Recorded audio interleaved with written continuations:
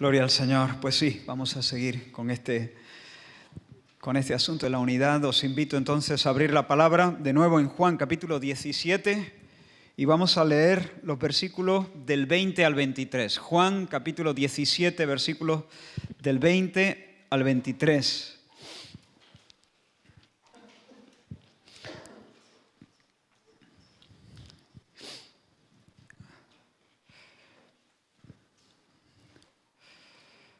Dice la palabra del Señor, es Jesús el que está orando aquí, mas no ruego solamente por estos, sino también por los que han de creer en mí por la palabra de ellos, para que todos sean uno, como tú, oh Padre, en mí y yo en ti, que también ellos sean uno en nosotros, para que el mundo crea que tú me enviaste.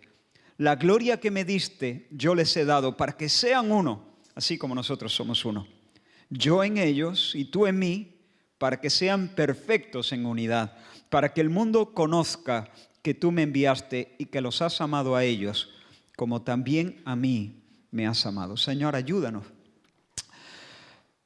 al estar ante tu palabra, a entender tu corazón, a entender tu mente.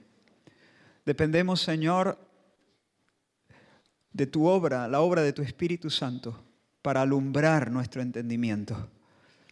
Señor, haz algo en nuestro corazón, haz algo profundo, sobrenatural, divino en nuestro corazón mientras contemplamos, Señor, tu gloria en este texto. Amén. Aunque Antonio ya nos ha recordado algunas cosas, permitidme tomar unos minutos para repasar lo que estuvimos considerando la semana pasada. Estuvimos en la tercera de las peticiones que el Señor hace por sus discípulos en este capítulo 17 de Juan, que sean uno. Y vimos que la verdadera naturaleza, la verdadera unidad, la que el Señor tiene en mente cuando ora, es de naturaleza espiritual, no es externa, es interna, va mucho más allá de lo institucional, de lo organizativo, de lo estructural. No se trata de ir vestidos iguales, sino de tener almas compenetradas, acompasadas, de vibrar en una misma mente, en un mismo propósito, en un mismo amor, en una misma lealtad por el Señor. Así que la unidad que el Señor tiene en mente es una unidad tipo Dios. Unidad tipo Dios, quien en el seno de su ser trino disfruta de la más perfecta concordia, una concordia en amor, en verdad, en santidad y en propósito. Ahora, en segundo lugar dijimos que Dios no solamente es el modelo para la unidad, también es el motor de la unidad. La verdadera unidad no es solo tipo Dios, sino en Dios y por Dios. Porque la presencia de Dios Padre y de Dios Hijo por el Espíritu Santo en nosotros es la que crea la unidad y la que la dinamiza, la que la potencia. Nosotros no somos un muñeco de plastilina cuyas partes están unidas con palillos de dientes. Nosotros somos un cuerpo animado porque somos un cuerpo con el soplo del Omnipotente. Un mismo espíritu es la sangre en las venas de nuestro ser, por así decirlo. Por eso la unidad es la unidad del Espíritu. La unidad del Espíritu, el Espíritu de Dios. Por Él, por el Espíritu, el amor de Dios ha sido derramado en nuestros corazones y eso nos vincula de una manera sobrenatural. La unidad es un milagro extraordinario de Dios. Es una obra divina. Y por ese Espíritu que ha venido a nosotros, derramando el amor de Dios en nuestros corazones, por esa unción, por la unción, nosotros miramos a Dios y le decimos, Abba, Padre. Y por la unción miramos a nuestro hermano y le reconocemos. Y le decimos, hermano mío. En tercer lugar, dijimos que la unidad trasciende el tiempo, las barreras sociales, el espacio. Su extensión es universal. Incluye a todos los verdaderos hijos de Dios de todos los tiempos, no solamente los que pertenecen a la iglesia que ahora mismo peregrina en este mundo, a la iglesia militante, sino también a la iglesia triunfante, la compañía de almas que ya están en la presencia de Dios. Dios en sus oídos no escucha 1000 cantos de sus miles de hijos. No. Dios en sus oídos escucha un solo canto. El de Pablo, Silas, también Abel, Simeón, Zaqueo, Gallo, tú, yo. Todos somos compañeros en el gran coro que alaba la gloria de su gracia. En cuarto lugar, vimos que el fundamento de la unidad es la verdad. Se cimenta no sobre la simpatía, no sobre la solidaridad en la misión. La unidad del Espíritu se basa, se cimenta, tiene su fundamento en la verdad revelada, la doctrina apostólica, la fe una vez dada a los santos, acogida en nuestros corazones, creída en nuestros corazones. Es una unidad en la verdad. Por supuesto, los cristianos podemos tener diferencias en asuntos secundarios, pero la unidad es inviable si no hay acuerdo en las verdades centrales que vertebran la fe cristiana. Y por último vimos la manifestación de la unidad, la manifestación. La unidad invisible se hace visible, se expresa, se irradia hacia afuera en compañerismo. Los creyentes estamos conectados por ciertas experiencias vitales que nos son comunes. Si tú eres creyente, participas junto con los demás de una misma experiencia de salvación. Sí, los detalles son diferentes, pero tú has sido iluminado. Sabes lo que es probar, comer de la gracia. Has sido hecho partícipe del Espíritu. Has experimentado el poder del Evangelio, el poder de la palabra de la cruz. Has experimentado también los poderes del siglo venidero, es decir, conoces las íntimas influencias del Espíritu Santo dentro de ti. Influencias que vivifican. Y como tenemos las mismas experiencias, como hemos vivido esas mismas cosas, como en algún grado las conocemos, no podemos evitar estar juntos. Nos gusta estar juntos. Nos gusta vernos y sabernos compañeros y comer del mismo pan. El mundo no puede ver el vínculo invisible que nos une, pero sí ve el cariño, sí ve la ayuda, sí ve la colaboración entre personas que de no ser por Dios nunca se habrían juntado, porque aparentemente no tienen casi nada en común. En los minutos que tenemos por delante vamos a abordar 3 aspectos más a partir de este texto de Juan 17. Vamos a ver el desarrollo de la unidad, el propósito de la unidad y por último, de una manera muy sencilla, la permanencia de la unidad. Desarrollo, propósito, permanencia. Ya lo dijimos la semana pasada, lo vuelvo a decir, la unidad es un hecho. Nosotros no estamos llamados a vincularnos. Lo estamos ya. Lo estamos. Al nacer de nuevo somos bautizados por el Espíritu Santo en el cuerpo de Cristo, que es la iglesia. Así que la unidad no es algo del futuro, es una realidad presente. Seguramente más de uno se ha sentido confundido al ver la iglesia, tantos grupos, cada uno con sus acentos teológicos, sus formas distintas y por momentos incluso ha llegado a pensar que la unidad parece una broma pesada o que la unidad es solamente una palabra bonita o en todo caso como mucho un proyecto, una meta futura, una meta en el horizonte, pero no una realidad actual. Uno dice, unidad, pero sí, hay un montón de diferencia, un montón de... Pero quiero responderte con una cita de Spurgeon, el predicador de Londres. Él dijo en uno de sus sermones, visito una gran fábrica, veo una rueda grande girando en una determinada dirección, indiferente y desatenta a todas las demás ruedas. Veo otra rueda girando en dirección contraria. Todo tipo de movimientos concéntricos y excéntricos y me digo, todo esto parece un extraordinario embrollo.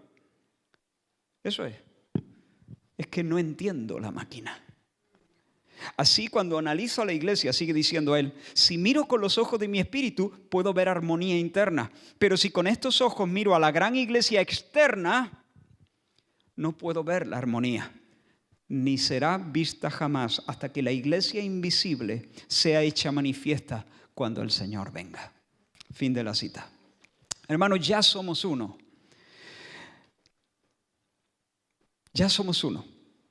Y el corazón de los verdaderos creyentes, en medio de todo este embrollo eclesial y teológico, ya está imantado hacia Dios y hacia su gloria. Pero con los ojos de la cara, lo que vemos es, como en estos cuadernos de actividades para niños, ¿has visto? Algunas actividades, viene una página llena de puntos. Puntos que parecen un borrón, que parecen un desconcierto, bajo un titulito, une los puntos. Y el niño va uniendo los puntos, el 1 con el 2, luego el 2 con el 3, luego el 4, y a medida que va uniendo los puntos, emerge de esa página, ¿qué? Una figura. Hermanos, con los ojos de la cara, nosotros lo que vemos son puntos que aparentemente no tienen nada que ver. Están salpicando de un modo desconcertante la página. Pero cuando Dios mira esa página, Él ve los puntos unidos. Él ve su obra maestra, que es la iglesia. Ya somos uno.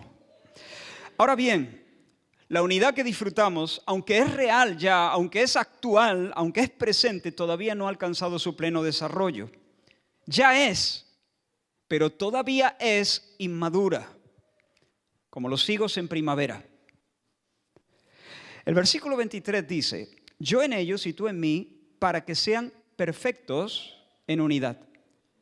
Ahora, una mejor traducción es, por ejemplo, la que propone la Biblia de las Américas. Dice, yo en ellos y tú en mí, para que sean perfeccionados en unidad.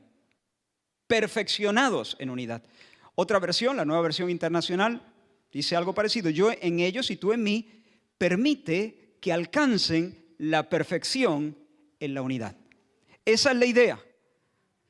Esa es la idea. Una unidad que necesita desarrollarse, perfeccionarse, completarse. Cuando una pareja pronuncia sus votos, un matrimonio, el novio y la novia pronuncian ante Dios y ante el mundo sus votos, el Señor los une, los vincula. Y desde ese instante ambos forman una sola entidad delante de Dios. Ya no son más dos, sino uno. Una sola carne, dice la Escritura. Sin embargo, aunque su unidad es ya, y ya es real, actual, todavía debe florecer, ¿sí o no? Debe florecer, debe ensancharse, debe crecer, desarrollarse, afectar por entero sus vidas. Ambos deben aprender a pensar como una sola carne, aprender a planear la vida, enfrentarse a las dificultades, relacionarse con otras familias y otras personas como una sola carne. Ya son uno, pero todavía tienen una vida por delante para aprender a ser lo que son, aprender a ser lo que ya son y bailar sin pisarse, por así decirlo. De la misma manera, hermanos, la unidad cristiana es ya, pero todavía no. Es ya, pero todavía no. Todavía no es madura. Tiene que crecer y desarrollarse. Dios quiere que la semilla de la unidad llegue a ser hierba, y luego la hierba sea espiga, y luego la espiga se llene de grano. El Señor quiere que la unidad sea llevada a la perfección, para que los suyos puedan bailar sin pisarse, en perfecta sincronía, en una coreografía que le dé gloria. Ahora mira este texto, Efesios 4, versículos 1 y 3 dice, yo pues, preso en el Señor, os ruego que andéis como es digno de la vocación con que fuisteis llamados. Mira, con toda humildad y mansedumbre, soportándoos con paciencia los unos a los otros en amor. Y ahora presta mucha atención, solícitos en guardar la unidad del Espíritu. Solícitos en guardar la unidad del Espíritu. De nuevo, Pablo no exhorta a los efesios a generar la unidad del Espíritu, sino a guardarla, a protegerla, a defenderla, a mantenerse en la unidad, a custodiar el don precioso de la unidad, a poner un vallado, a abonarla, a montar un puesto de guardia, para que nadie pise esa hierba de la unidad o esa espiga de la unidad, para que nadie la envenene, para que nadie la devore, para que sigan madurando bajo el sol de la gracia hasta que sea una cosecha gloriosa. Hermanos, la división ¿Se puede cerrar esa puerta? Sí. Si se puede cerrar las dos puertas, pues lo vamos a agradecer. Estamos renovando el aire con el aire acondicionado. Hermano, la división no es un virus que ataca desde fuera. Generalmente la división es un cáncer que corroe desde dentro, que se genera dentro. Y sería muy extenso considerar todas esas cosas que atentan, que amenazan contra la unidad del Espíritu. Pero quiero mencionar 3 pecados. 3 pecados que atentan contra la unidad. El Señor nos está demandando que seamos solícitos en proteger, solícitos en guardar. Y quiero que meditemos en estos próximos minutos en 3 pecados que atentan directamente contra la unidad que el Señor ha creado entre nosotros. En primer lugar, si la unidad cristiana es una unidad en la verdad, un pecado que dispara a la línea de flotación de la unidad es la herejía. La herejía. El Señor ha establecido en medio de su pueblo a pastores y maestros para, como dice Pablo en el capítulo 3 de Efesios, para perfeccionar a los santos, para la obra del ministerio, para la edificación del cuerpo de Cristo, hasta que todos lleguemos a la unidad de la fe y del conocimiento del Hijo de Dios, a un varón perfecto, a la medida de la estatura de la plenitud de Cristo, para que ya no seamos niños fluctuantes, llevados por doquiera de todo viento de doctrina. Así que el deseo de Dios es que todos tengamos una misma mente con respecto a Cristo, que profesemos las mismas convicciones con respecto a Dios y a la fe. Pero Satanás no descansa. Está intentando siempre echar veneno en la copa de la iglesia para herir la fe de los creyentes y para dañar la unidad y para devorar la piedad. Mira lo que Pablo le dice a Timoteo en su segunda carta. Timoteo, no participes, estoy leyendo de otra versión, no es la Reina Valera ahora, no participes en conversaciones inútiles y extrañas a la fe, que solamente hacen progresar en la ignorancia de Dios. Son doctrinas que se propagan como la gangrena. Estoy pensando en Himeneo y Fileto, que se apartaron de la verdad afirmando que la resurrección ya tuvo lugar, con lo que desconciertan la fe de algunos. Doctrinas extrañas a la fe apostólica, que se propagan como una gangrena, que desconciertan la fe de los creyentes y que conducen a la ignorancia de Dios o a la impiedad. Por eso, hermanos, el consejo apostólico es el siguiente.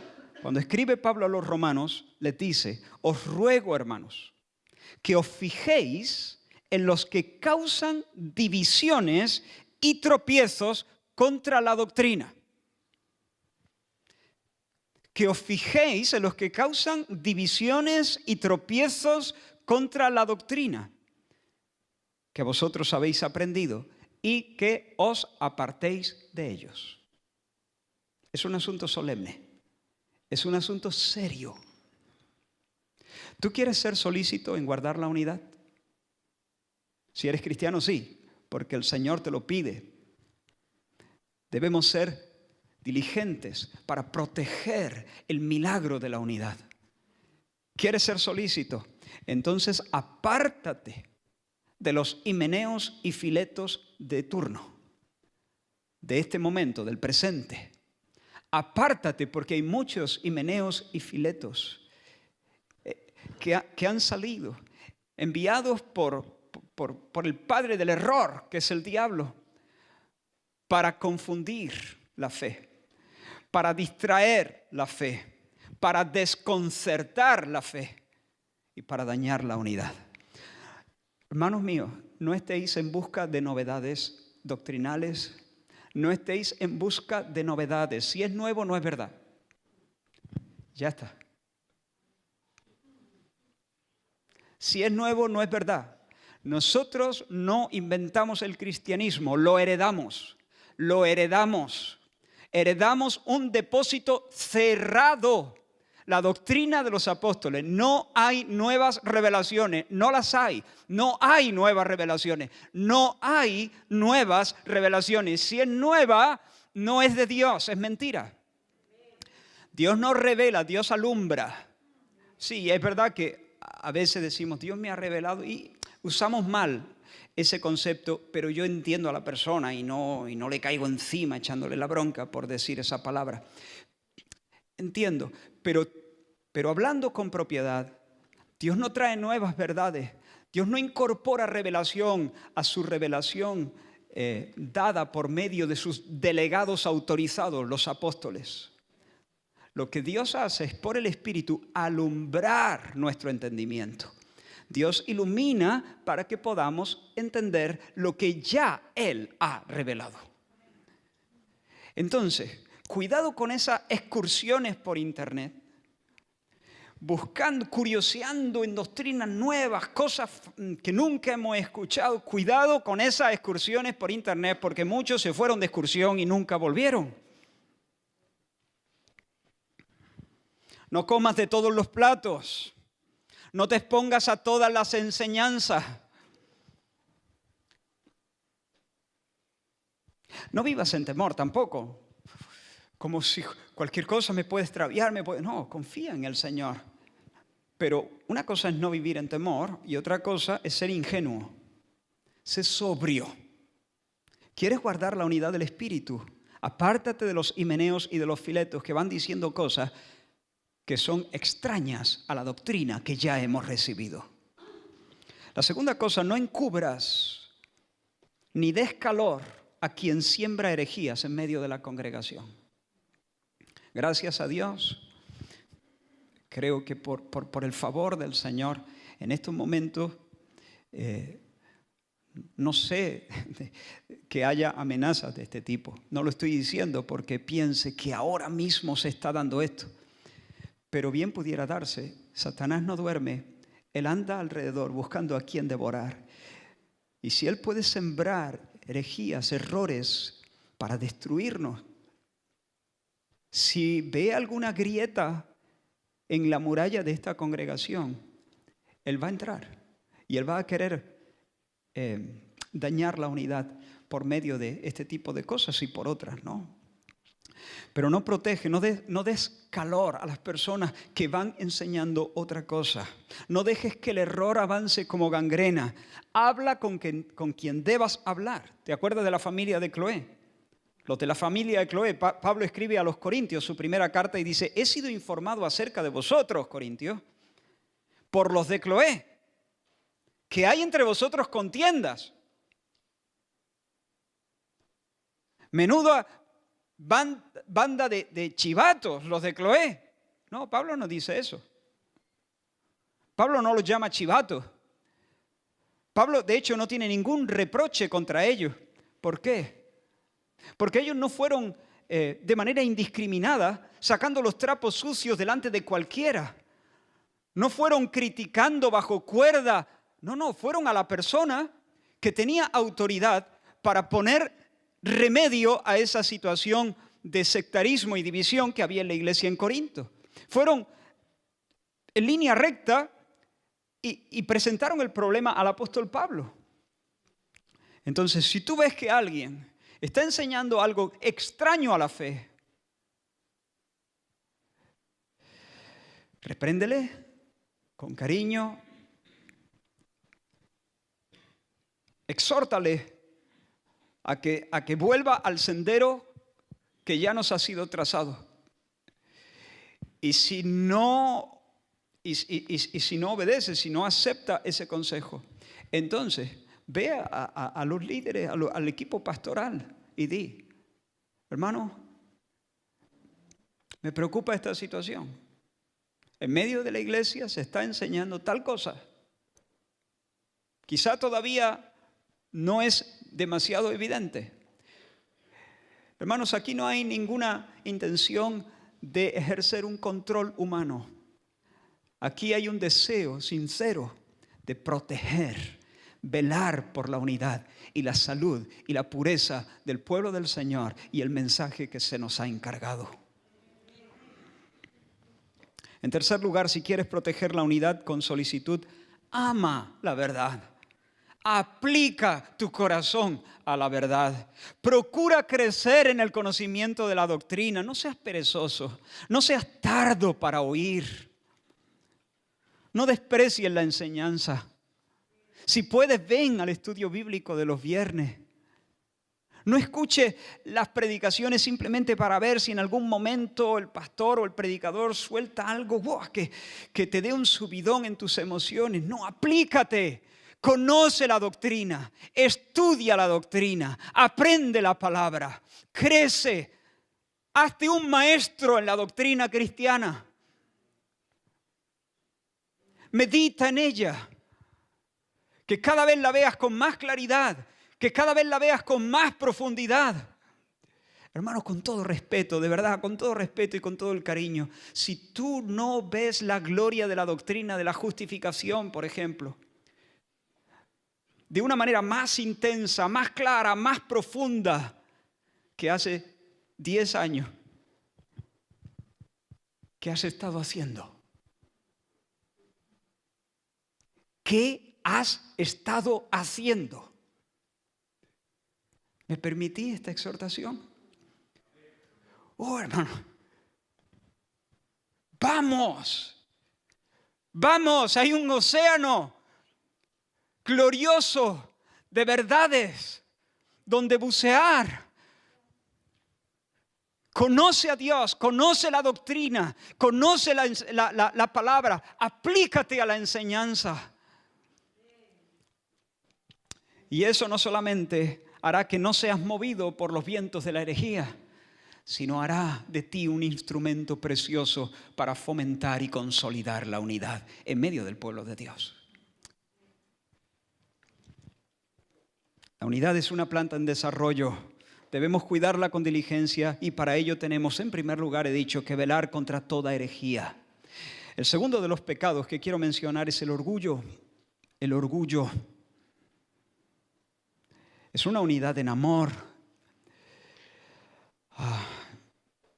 Y el orgullo, todo tipo de orgullo, vanidad, arrogancia, soberbia, todo tipo de orgullo. Justo antes de decirlo, hemos leído, pero justo antes de decir esa frase, solícitos en guardar la unidad del Espíritu, Pablo dice, os ruego que andéis con toda humildad y mansedumbre. Humildad y mansedumbre. He oído decir que la gran dificultad de manejar un vestuario de equipos como el Barça o como el Madrid es lograr que el grupo sea una piña, que tengan una mentalidad de equipo, que los jugadores antepongan los intereses colectivos a los intereses particulares, individuales. Porque esas plantillas reúnen un elenco de jugadores famosos, famosísimos, encumbrados, con un ego superlativo, que aman ser los protagonistas. ¿Te imaginas tener que dirigir un equipo de jugadores famosos? Quizás no todos, pero yo creo que casi todos vamos a conocer estos nombres, ¿no? Imagínate, un equipo que cuente con Messi, Cristiano Ronaldo, Zlatan, Ibrahimovic y Neymar. ¿A quién deja en el banquillo?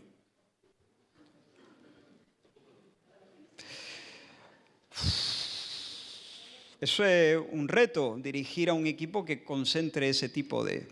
Pero hermano, vamos a ser realistas. No he venido aquí a criticar a Messi y Cristiano Ronaldo. Aunque nosotros no tenemos la misma popularidad de ellos, ¿acaso no tenemos un ego que quiere ser titular?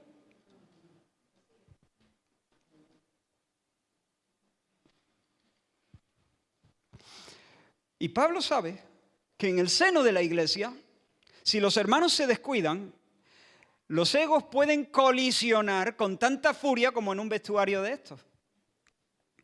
Os ruego que andéis con humildad, en mansedumbre. Llevad vuestro ego a la cruz. Llevad vuestro orgullo a la cruz. A los creyentes de Roma les dice, digo pues por la gracia que me es dada a cada cual que está entre vosotros, que no tenga más alto concepto de sí que el que debe tener, sino que piense de sí mismo con cordura. A los filipenses, Pablo les dice, nada hagáis por contienda o vanagloria, antes bien con humildad, estimando cada uno a los demás como superiores a él mismo. Titulares el otro. No mirando cada uno por lo suyo propio, sino cada cual también por lo de los otros. Haya pues en vosotros este mismo sentir que hubo en Cristo, también en Cristo Jesús, el cual siendo en forma de Dios, no estimó el ser igual a Dios como cosa a que aferrarse, sino que se despojó a sí mismo. Hermanos, donde el orgullo no es quebrantado, las almas terminan practicando el canibalismo. Terminamos dándonos bocado en una colisión feroz de egos. Si la vanidad no es mortificada, si la ambición no es mortificada, si todos queremos ser titulares, va a haber envidias, va a haber provocaciones, va a haber celos amargos, rivalidades que van a engendrar chismes, calumnias, enojos, descalificaciones, antipatías. Pero hermanos, si por el Espíritu estamos creciendo en una verdadera humildad, va a haber concordia, va a haber alegría. Si todos podemos decir, yo soy el segundo, entonces vamos a poder cantar a coro. El Salmo 34 dice, bendeciré a Jehová en todo tiempo, dice el salmista, bendeciré a Jehová en todo tiempo. Su alabanza estará de continuo en mi boca. En el Señor se gloriará mi alma. Es decir, yo soy el segundo, el Señor es el primero. En Él se gloria mi alma. Lo oirán los mansos y se alegrarán. ¿Por qué se alegran los mansos y solo los mansos? Porque los que no son mansos, los que son orgullosos y rebeldes, los que quieren el aplauso para él, no se alegran cuando el salmista aplaude a Dios. Ellos quieren que el salmista le aplauda a ellos. Pero cuando uno es manso y ve a alguien engrandeciendo realmente a Dios y no está a la búsqueda de grandezas ni de aplausos, entonces se alegra. Lo oirán los mansos y se alegrarán. Y sigue diciendo el texto, engrandeced a Jehová conmigo y exaltemos a una su nombre. Ese es el tema. Si tú dices yo soy el segundo, yo digo yo también, yo soy el segundo. Y los dos estamos de acuerdo en que Él, nuestro Dios, es el primero. Entonces, si en tu corazón hay esa humildad y mansedumbre y en el mío también, vamos a poder cantar a coro. Va a haber concordia, va a haber alegría, va a haber fiesta. ¿Tú quieres ver un hombre manso? Un hombre manso y humilde.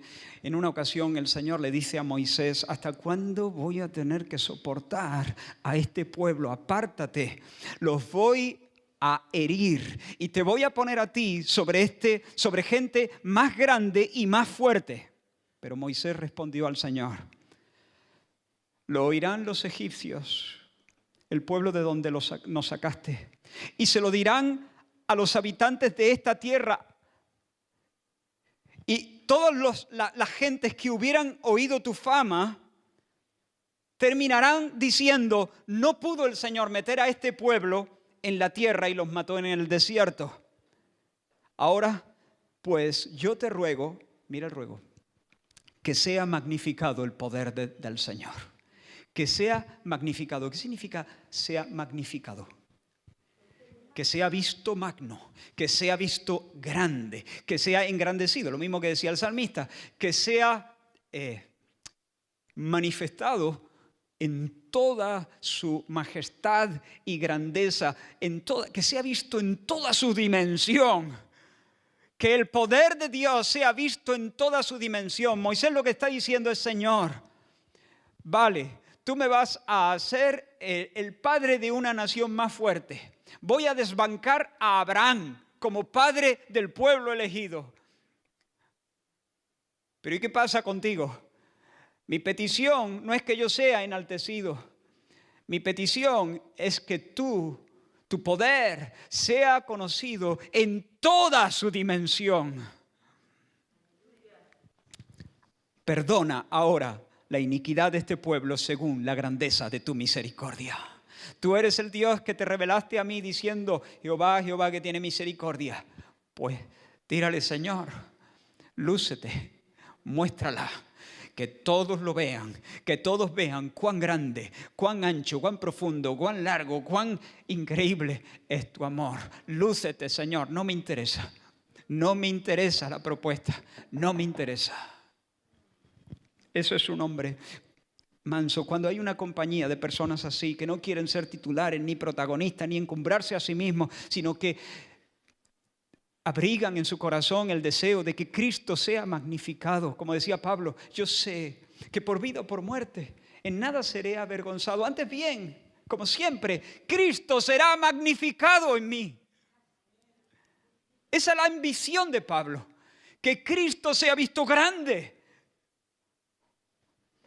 Cuando hay una compañía así, los creyentes, aún en medio de las aflicciones y de los roces que pueda haber, pero los creyentes van a conocer la dulzura del verdadero compañerismo cristiano y de tanto en tanto van a experimentar pequeños adelantos del cielo y van en el restaurante de la unidad, van a ser restaurados una y otra vez en el banquete de la unidad. Si yo quiero los piropos de esta iglesia, y tú también, primero, no nos vamos a llevar bien. Y en segundo lugar, vamos a ofender gravemente al Señor, porque esta iglesia ya tiene novio. Y si yo intento seducir la novia de otro, el otro, que es el todopoderoso, varón de guerra, me va a machacar. Cuidadito con la iglesia que tiene novio. No está libre. Así que cuidadito, que nadie la intente seducir. Te lo digo a ti, me lo digo a mí. Los piropos de esta iglesia y los piropos de los cristianos son para el novio. Como dijo Juan, ¿no? Estoy sacando la idea de las palabras de Juan el Bautista, cuando llegaron en una ocasión y le dijeron, hey, Juan, aquel de quien tú hablaste está en el otro sitio y bautiza, y el mundo se va tras él.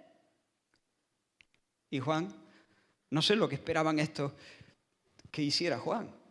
Pues sí, vamos a redoblar nuestro esfuerzo, hombre, nos vamos a quedar sin gente, se están yendo todos a aquella iglesia. No, Juan dijo, pero es que os lo dije, ¿no? Vosotros sois testigos de que yo dije y yo no soy el Cristo. Yo no soy el Cristo. ¿Sabes qué? Lo que os digo, que eso que me acabas de decir no me pica. Al contrario, lo que produce en mí es un gozo completo. Este es mi gozo. Mi gozo es que Él crezca, que yo mengüe. ¿Por qué? Porque la esposa es del esposo. El amigo del esposo, dijo, el amigo del esposo ve al esposo tomar a la esposa y se alegra. El amigo del esposo no coquetea con la esposa. El amigo, si es verdaderamente amigo, si el amigo del esposo es su amigo de verdad, se alegra en que el esposo se alegre con su esposa. No la codicia para sí, la codicia para él, porque es su amigo. Es necesario que Él crezca, dijo Juan. Es necesario que Él crezca, que se vayan todos, tú también, todos con Él. Y yo mengüe. Hermano, no busques seguidores, no procuren los piropos de los hermanos. Cultiva la humildad. Di como el salmista, no a nosotros, Señor, no a nosotros, sino a tu nombre da gloria. Así que vela contra la herejía, mortifica también el orgullo, todo tipo de orgullo. Y en tercer lugar, lleva a la cruz el egoísmo. El egoísmo. El amor, dice la Escritura, no busca lo suyo. El amor no busca lo suyo. Vivimos en una sociedad radicalmente individualista, donde lo más sacrosanto son nuestros derechos individuales. La carne quiere vivir a su buche, pero el Espíritu Santo manda no mirando cada uno por lo suyo propio, sino cada cual también por lo de los otros. Ser solícito en la unidad exige medir bien mis pasos a fin de no dañar la conciencia de los demás. No solamente detenerme ante el pecado, sino estar dispuesto a privarme de todo aquello que pudiera ser un tropiezo, un escándalo para otras personas. Yo no puedo ir por la vida y decir, bueno, pues si le molesta, yo no estoy pecando contra Dios, si le molesta, pues que beba agua. Ese es su problema. No, si le molesta que beba agua, no. Escucha lo que dice Pablo cuando escribe a los Corintios. Si la comida le es a mi hermano ocasión de caer, no comeré carne jamás.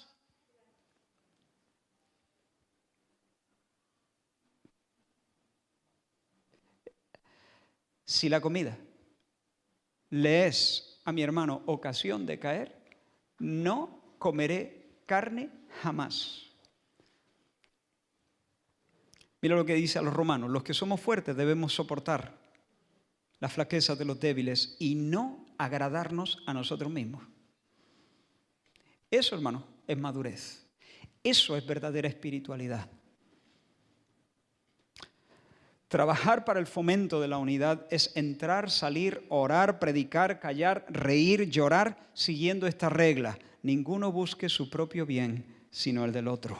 O dicho de otro modo, buscar mi bien en el bien del otro.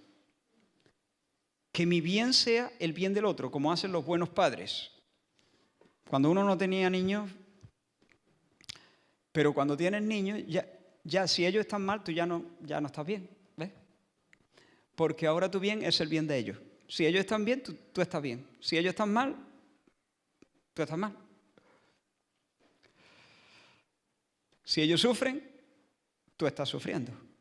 Si ellos se gozan, tú te gozas. Porque su bien es tu bien. Así que, hermanos, este es el tipo de amor que hace que la unidad se desarrolle.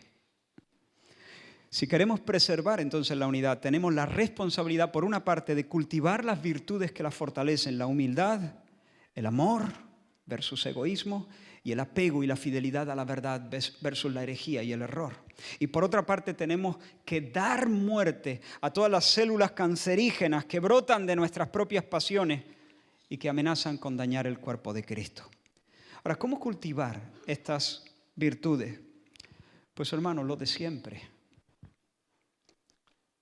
Lo de siempre, que yo espero que escuches de una manera nueva, contemplando la gloria del Evangelio. Trayendo nuestra alma una y otra vez a los pies de la cruz para que capte con mirada amorosa, para que contemple con mirada amorosa que ya no tenemos que pelearnos con los cerdos por las algarrobas de la gloria mundana. El Señor es nuestra gloria. El Señor es el que nos hermosea. El Señor es el que nos viste de salvación.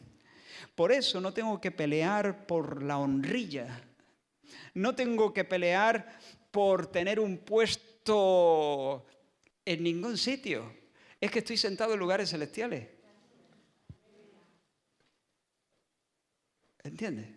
Cuando el Evangelio se me olvida, cuando se me olvida quién soy y lo que el Señor me ha concedido, soy capaz de atontarme de tal manera que uno busca la honra por un espacio, cuando todo el tiempo estoy sentado en lugares celestiales con Cristo Jesús.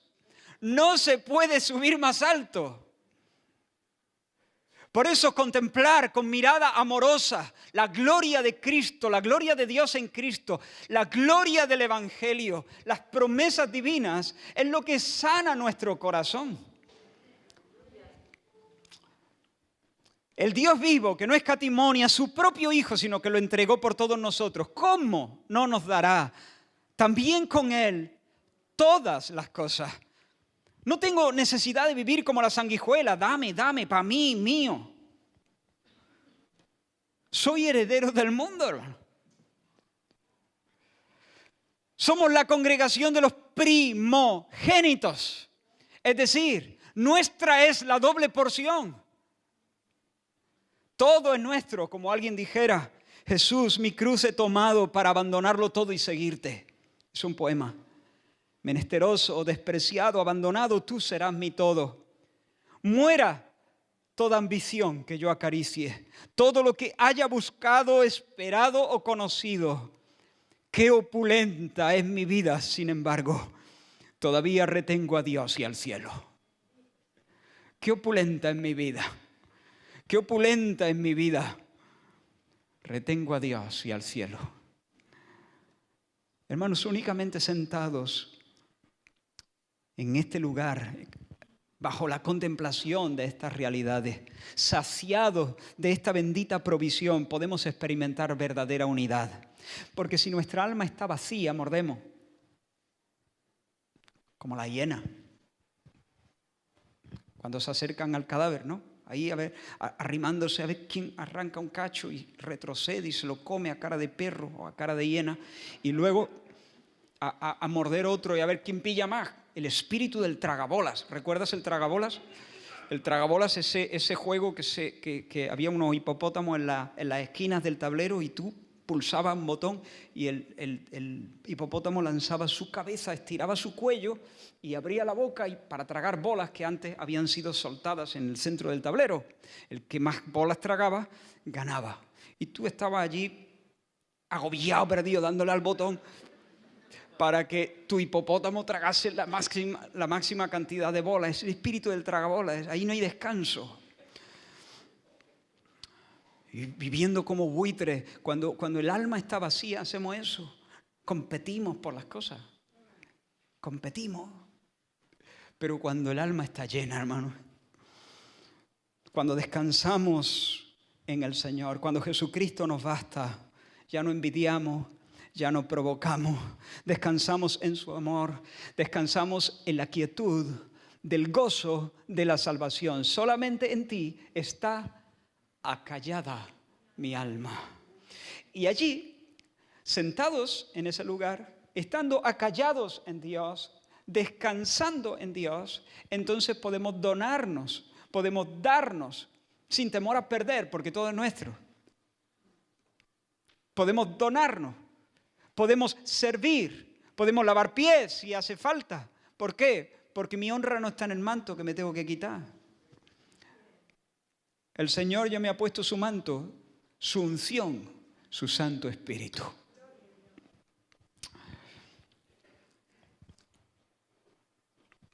De esa manera, y solo de esa manera, superamos el egoísmo y la ambición.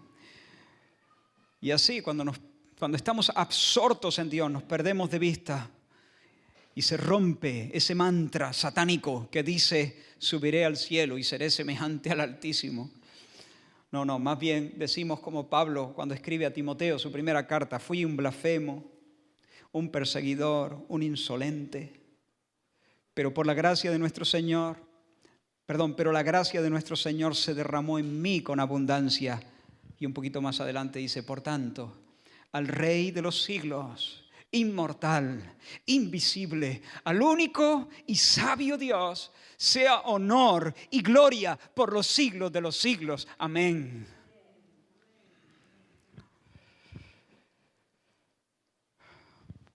Pasamos al segundo punto, que no es tan largo como este, y el tercero va a ser 1 minuto. Volvéis a reír.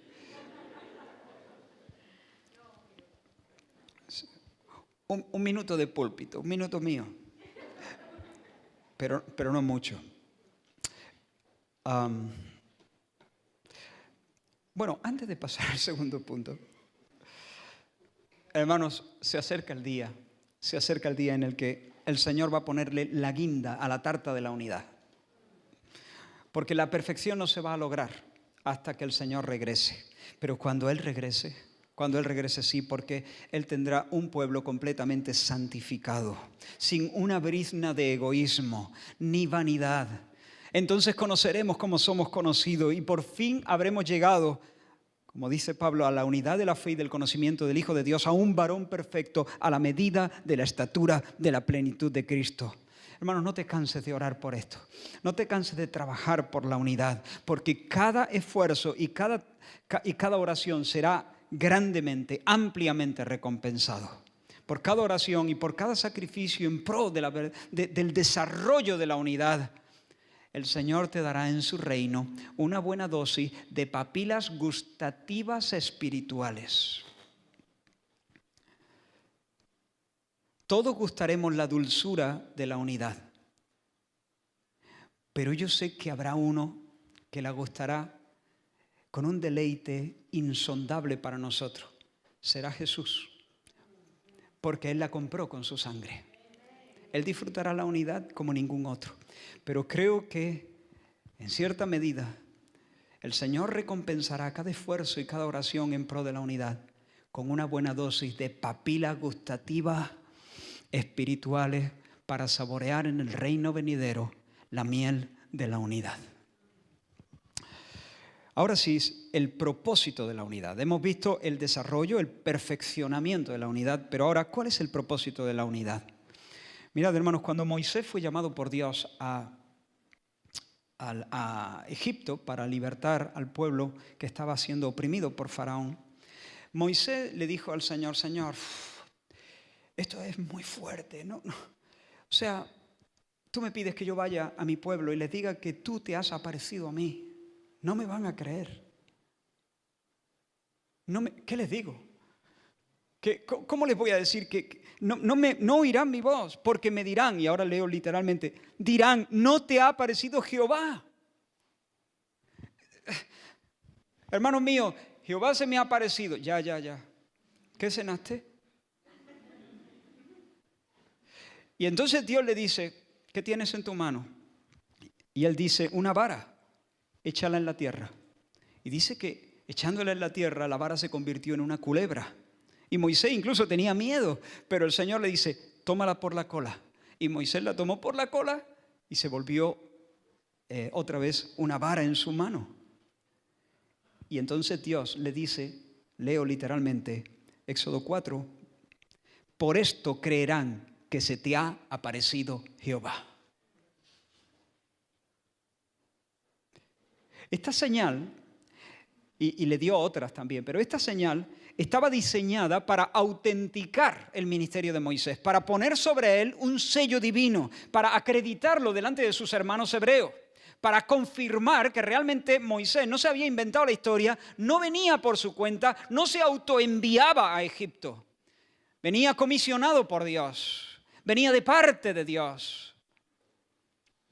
Más adelante, cuando Moisés y Aarón tenían que entrar a la presencia de Faraón, el Señor le dijo a Moisés, si Faraón os respondiere, Éxodo 7, si Faraón os respondiere diciendo, mostrad milagro, dirás a Aarón, toma tu vara, ahora ya no es la vara de Moisés, ahora es la vara de Aarón, toma tu vara y échala delante de Faraón para que se haga culebra.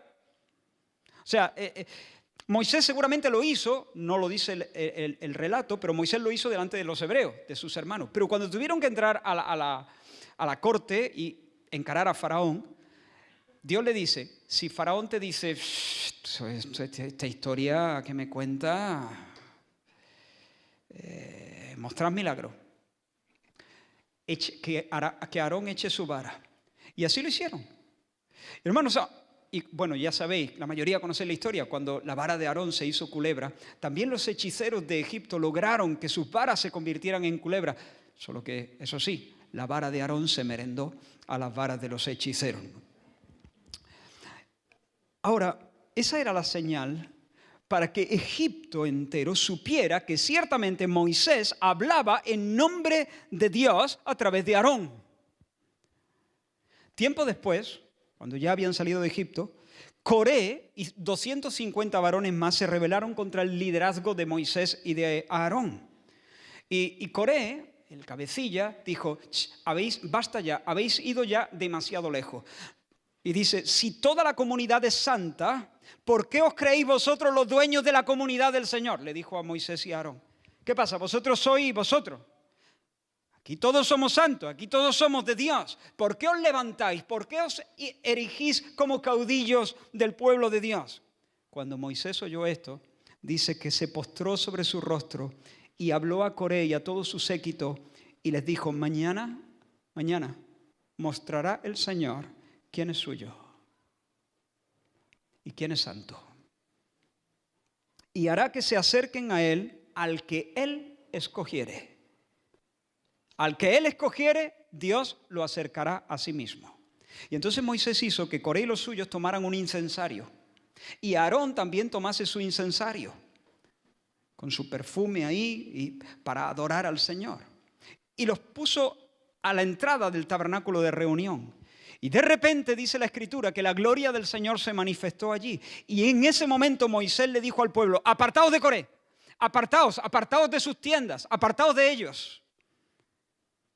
En esto, dijo Moisés al pueblo, en esto conoceréis que Jehová me ha enviado para que yo hiciese todas estas cosas y que no las hice por mi propia voluntad. Si esta gente muere como mueren todas las demás personas, de manera normal, yo no he hablado. Soy un palabrero. Pero si la tierra se abre y se los traga, entonces conoceréis que ellos irritaron al Señor y conoceréis que el Señor me ha escogido a mí y ha llamado a Aarón. Y dice la Escritura: abrió la tierra su boca y se los tragó, a ellos, a sus casas, a todos los hombres de Coré, con todos sus bienes. Y luego, en cuanto a Aarón, dijo: vale, y ahora esta noche, cada príncipe de las tribus de Israel que traiga una vara por tribu, y las vamos a dejar en la presencia de Dios, en el santuario.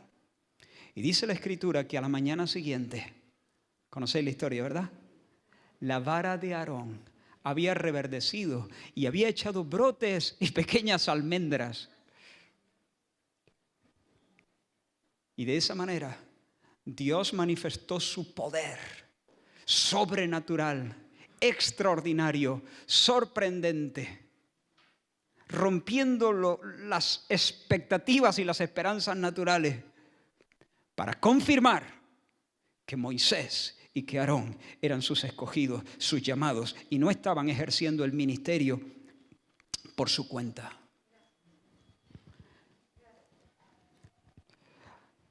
El Señor dice así, Juan 17, versículo 21, para que todos sean uno, como tú, oh Padre, en mí y yo en ti, que también ellos sean uno en nosotros, para que el mundo crea que tú me enviaste. En el versículo 23, yo en ellos y tú en mí, para que sean perfectos en unidad, para que el mundo conozca que tú me enviaste y que los has amado a ellos como también a mí me has amado. Hermanos, en medio de un mundo fracturado, la unidad cristiana es un milagro extraordinario. Es una vara reverdecida con almendra. La unidad en este mundo fracturado, donde nadie se pone de acuerdo a menos que haya dinero por medio. Es decir, que no se ponen de acuerdo.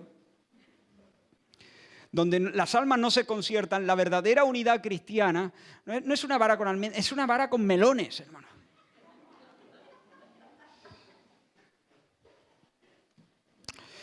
Es un testimonio irrefutable, elocuente, de dos cosas. En primer lugar, que Jesús es el Mesías, el enviado del Padre, que no ha venido por su propia cuenta, que no ha hablado sus propias palabras. Jesús no es Mahoma, ni Karl Marx, ni Confucio, ni Aristóteles. Ellos corrían, algunos mejores que otros, pero no habían sido enviados.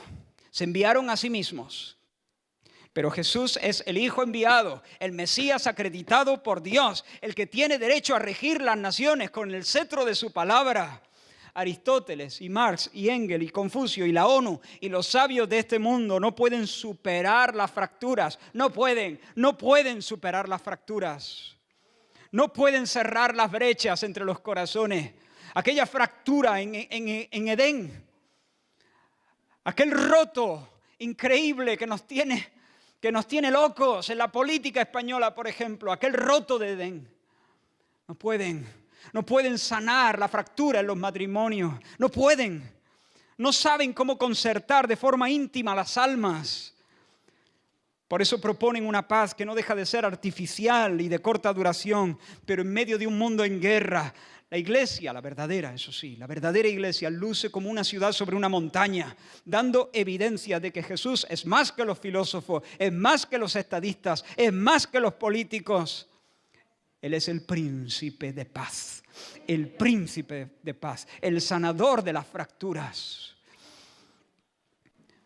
Ayer vi una peli que la recomiendo, nos la recomendó Ana y Ana Adán. ¿Cómo se llamaba? Woodland o algo así. De un equipo de fútbol americano de los años 70 que en Alabama, minado por los conflictos raciales, que estaban devorando la esperanza de la sociedad de aquel. Pero en 1972, el soplo del Espíritu tocó aquella tierra. El Señor se movió. Hubo un avivamiento en la sociedad. Miles de personas viniendo al Señor. Y el Señor Jesús se hizo presente y devoró y sanó la fractura. Y en la película, en varias ocasiones, algunos de los protagonistas dicen: esto es lo que pasa cuando Dios llega. Cuando Dios llega. Os recomiendo que la veáis. En segundo lugar, la unidad es un poderoso testimonio de que la iglesia es el remanente de Dios, la compañía amada, los santos y escogidos de Dios, los vasos misericordiados, la habitación que el Señor escogió para sí, la Jerusalén verdadera, porque Jehová, dice el Salmo 132, ha elegido a Sión, la quiso por habitación para sí. Este es para siempre el lugar de mi reposo. Aquí habitaré porque la he querido. Bendeciré abundantemente su provisión. A sus pobres los saciaré de pan. Asimismo vestiré de salvación a sus sacerdotes y sus santos darán voces de júbilo. Que el mundo crea que la iglesia es el pueblo verdadero de Dios. Ahora, hermanos, que el mundo crea que Jesús es el Cristo y que el mundo crea que la iglesia es el verdadero pueblo de Dios no significa que el mundo necesariamente va a poner su confianza en Cristo para salvación. Si somos uno, no necesariamente el mundo se va a convertir. Muchos sí. Muchos, ante el despliegue del poder divino manifestado en la unidad de los cristianos, se van a convertir, van a creer en el Evangelio, van a decir como el centurión: verdaderamente este era el Hijo de Dios. Van a agarrarse, digamos, de la túnica de la iglesia y van a decir: iremos con vosotros. Algunos sí, pero otros van a seguir en sus pecados. Pero aunque sigan en sus pecados, serán llevados a reconocer que Dios es con nosotros y que Jesús es más que Mahoma y más que Aristóteles o Maimónides o quien sea. Que la iglesia es más que una peña. Mira lo que dice Apocalipsis 3. He aquí yo entrego de la sinagoga de Satanás a los que se dicen ser judíos y no lo son, sino que mienten. Y he aquí yo haré que vengan y se postren a tus pies y reconozcan que yo te he amado. Es lo mismo. Es lo mismo. Para que el mundo conozca, que sean perfectos en unidad, para que el mundo conozca que tú me enviaste, 1. 2, y que los has amado a ellos, como también a mí me has amado. Es decir, el mundo sabrá que somos los Abeles de Dios, los Mardoqueos de Dios. Y hermanos, cuando el Señor venga, estamos terminando, y la iglesia luzca vestida de boda en perfecta unidad, se dirá de ella, como Salomón habló de la Sulamita. Os leo el Cantar de los Cantares, capítulo 6, dice: 60 son las reinas y 80 las concubinas, y las doncellas sin número, mas una es la paloma mía, la perfecta mía, La vieron las doncellas y la llamaron bienaventurada. Las reinas y las concubinas y la alabaron. ¿Quién es esta que se muestra como el alba, hermosa como la luna, radiante como el sol, imponente como ejércitos en orden? Pues ¿quién va a ser, hermano? La iglesia. Oh, hermano, el propósito de la unidad finalmente es la gloria de Dios. La gloria de Dios, la vindicación final de que la iglesia como edificio divino, como edificio levantado para la morada de Dios, está sustentada sobre la piedra angular que los edificadores desecharon, que es Cristo Jesús. La unidad en aquel día, cuando el Señor venga, será un espejo bien pulido, sin curva. Ahora somos un espejo con curva. Pero entonces será un espejo sin curvas, que reflejará de manera impecable el amor divino, la santidad divina, la verdad divina, la humildad divina. Y en tercer lugar, la permanencia de la unidad. Solo decir una cosa. El vínculo conyugal tiene fecha de caducidad. La muerte lo hace viejo. Esposo y esposa son uno hasta que la muerte los separa. Pero hermanos, la muerte no rompe el lazo que nos une como cristianos. Al contrario, tras esa frontera vamos a fluir en una unidad tan perfecta que nos hará exclamar: de oídas te había oído.